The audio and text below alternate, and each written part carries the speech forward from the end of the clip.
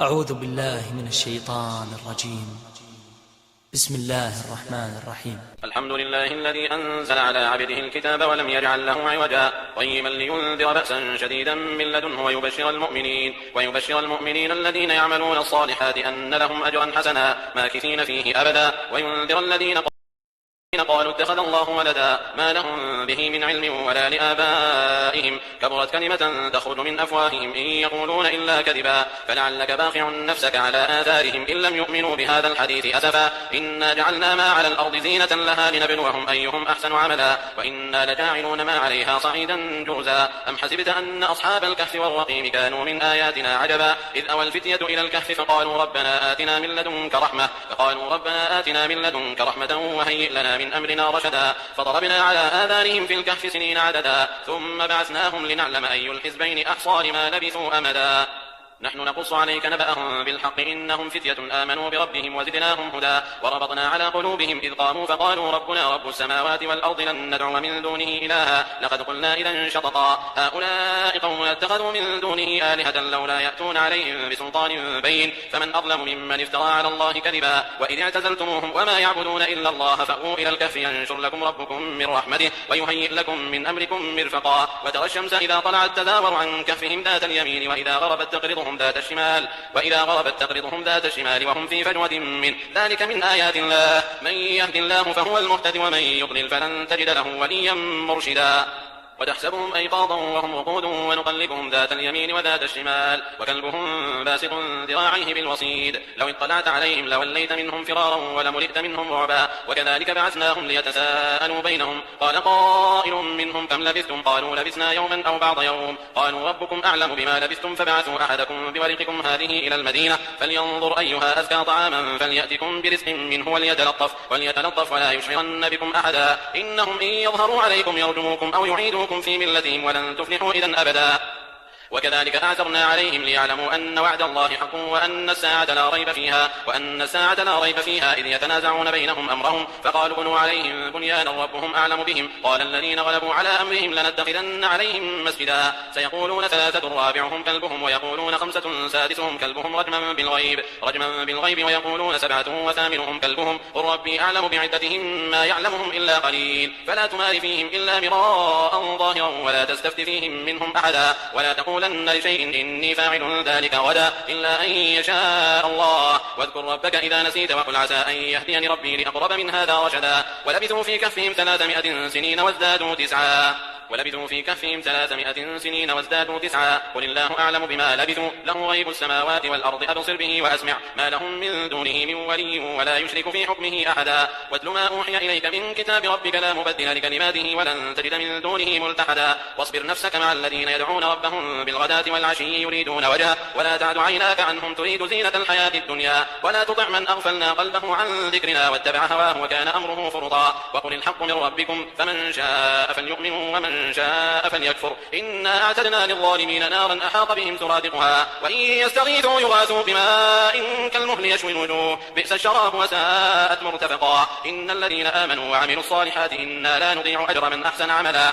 أولئك لهم جنات عدن تجري من تحتهم الأنهار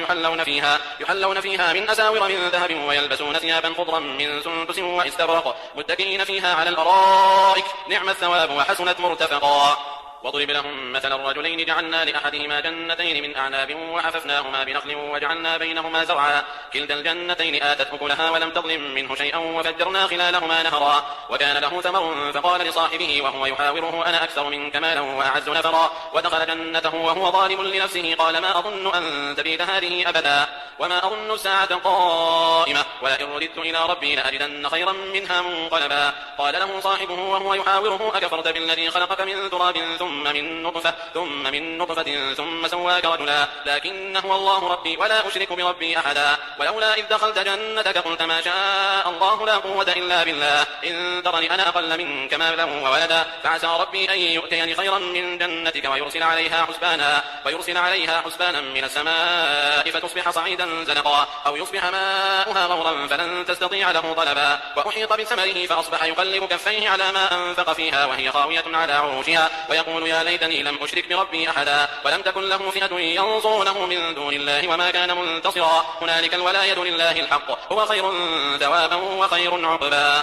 واضرب لهم مثل الحياة الدنيا كماء إن أنزلناه من السماء فاختلط به نبات الأرض فأصبح هشيما تذروه الرياح وكان الله على كل شيء مقتدرا. المال والبنون زينة الحياة الدنيا والباقيات الصالحات خير عند ربك ثوابا وخير أملا. ويوم نسير الجبال وترى الأرض بارزة وحشرناهم فلم نغادر منهم أحدا وعرضوا على ربك صفا لقد جئتمونا كما خلقناكم أول مرة بل زعمتم أن لن نجعل لكم موعدا. ووضع الكتاب فترى المجرمين مشفقين مما فيه ويقولون يا ويلتنا ما لهذا الكتاب لا يغادر صغيرة ولا كبيرة إلا أحصاها فوجدوا ما عملوا حاضرا ولا يظلم ربك أحدا. وإذ قلنا للملائكة اسجدوا لآدم فسجدوا إلا إبليس كان من الجن ففسق عن أمر ربه أفتتخذونه وذريته أولياء من دوني وهم لكم عدو بئس للظالمين بدلا. ما أشهدتهم خلق السماوات والأرض ولا خلق أنفسهم وما كنت متخذ المضلين عضدا. ويوم يقول نادوا شركائي الذين زعمتم فدعوهم فلم يستجيبوا لهم وجعلنا بينهم موبقا. ورأى المجرمون النار فظنوا أنهم مواقعوها ولم يجدوا عنها مصرفا. ولقد صرفنا في هذا القرآن للناس من كل مثل وكان الإنسان أكثر شيء جدلا. وما منع الناس أن يؤمنوا إذ جاءهم الهدى ويستغفروا ربهم إلا أن تأتيهم سنة الأولين أو يأتيهم العذاب قبلا. وما نرسل المرسلين إلا مبشرين ومنذرين ويجادل الذين كفروا بالباطل ليدحضوا به الحق واتخذوا آياتي وما أنذروا هزوا. ومن أظلم ممن ذكر بآيات ربه فأعرض عنها ونسي ما قدمت يداه إنا جعلنا على قلوبهم أكنة أن يفقهوه وفي آذانهم وقرا وإن تدعهم إلى الهدى فلن يهتدوا إذا أبدا. وربك الغفور ذو الرحمة لو يؤاخذهم بما كسبوا لعجل لهم العذاب بل لهم موعد لن يجدوا من دونه موئلا. وتلك القرى أهلكناهم لما ظلموا وجعلنا لمهلكهم موعدا. وإذ قال موسى لفتاه لا أبرح حتى أبلغ مجمع البحرين أو أمضي حقبا فلما بلغا مجمع بينهما نسيا حوتهما فاتخذ سبيله في البحر سربا. فلما جاوزا قال لفتاه آتنا غداءنا لقد لقينا من سفرنا هذا نصبا. قال أرأيت إذ أوينا إلى الصخرة فإني نسيت الحوت وما أنسانيه إلا الشيطان أن أذكره واتخذ سبيله في البحر عجبا. قال ذلك ما كنا نبغ فارتدا على آثارهما قصصا فوجدا عبدا من عبادنا آتيناه رحمة من عندنا وعلمناه من لدنا علما. قال له موسى هل أتبعك على أن تعلمني مما علمت رشدا. قال إنك لن تستطيع معي صبرا وكيف تصبر على ما لم تحط به خبرا. قال ستجدني إن شاء الله صابرا ولا أعصي لك أمرا. قال فإن اتبعتني فلا تسألني عن شيء حتى أحدث لك منه ذكرا. فانطلقا حتى إذا ركبا في السفينة خرقها قال أخرقتها لتغرق أهلها لقد جئت شيئا إمرا. قال ألم أقل إنك لن تستطيع معي صبرا. قال لا تؤاخذني بما نسيت ولا ترهقني من أمري عسرا. فانطلقا حتى إذا لقيا غلاما فقتله قال أقتلت نفسا زكية بغير نفس لقد جئت شيئا نكرا. قال ألم أقل لك إنك لن تستطيع معي صبرا. قال إن سألتك عن شيء بعدها فلا تصاحبني قد بلغت من لدني عذرا. فانطلقا حتى إذا أتيا أهل قرية استطعما أهلها فأبوا أن يضيفوهما فوجدا فيها جدارا يريد أن ينقض فأقامه. قال لو شئت لاتخذت عليه أجرا. قال هذا فراق بيني وبينك سأنبئك بتأويل ما لم تستطع عليه صبرا. أما السفينة فكانت لمساكين يعملون في البحر فأردت أن أعيبها وكان وراءهم ملك يأخذ كل سفينة غصبا. وأما الغلام فكان أبواه مؤمنين فخشينا أن يرهقهما طغيانا وكفرا فأردنا أن يبدلهما ربهما خيرا منه زكاة وأقرب رحما. وأما الجدار فكان لغلامين يتيمين في المدينة وكان تحته كنز لهما وكان أبوهما صالحا فأراد ربك أن يبلغا أشدهما ويستخرجا كنزهما رحمة من ربك وما فعلته عن أمري ذلك تأويل ما لم تسطع عليه صبرا. ويسألونك عن ذي القرنين قل سأتلو عليكم منه ذكرا. إنا مكنا له في الأرض وآتيناه من كل شيء سببا فأتبع سببا حتى إذا بلغ مغرب الشمس وجدها تغرب في عين حمية ووجد عندها قوما قلنا يا ذا القرنين إما أن تعذب وإما أن تتخذ فيهم حسنا. قال أما من ظلم فسوف نعذبه ثم يرد إلى ربه فيعذبه عذابا نكرا. وأما من آمن وعمل صالحا فله جزاء الحسنى وسنقول له من أمرنا يسرا. ثم أتبع سببا حتى إذا بلغ مطلع الشمس وجدها تطلع على قوم لم نجعل لهم من دونها سترا كذلك وقد أحطنا بما لديه خبرا. ثم أتبع سببا حتى إذا بلغ بين السدين وجد من دونهما قوما لا يكادون يفقهون قولا قالوا يا ذا القرنين إن يأجوج ومأجوج مفسدون في الأرض فهل نجعل لك خرجا على أن تجعل بيننا وبينهم سدا قال ما مكني فيه ربي خير فأعينوني بقوة أجعل بينكم وبينهم ردما آتوني زبر الحديد حتى إذا ساوى بين الصدفين قال انفخوا حتى إذا جعله نارا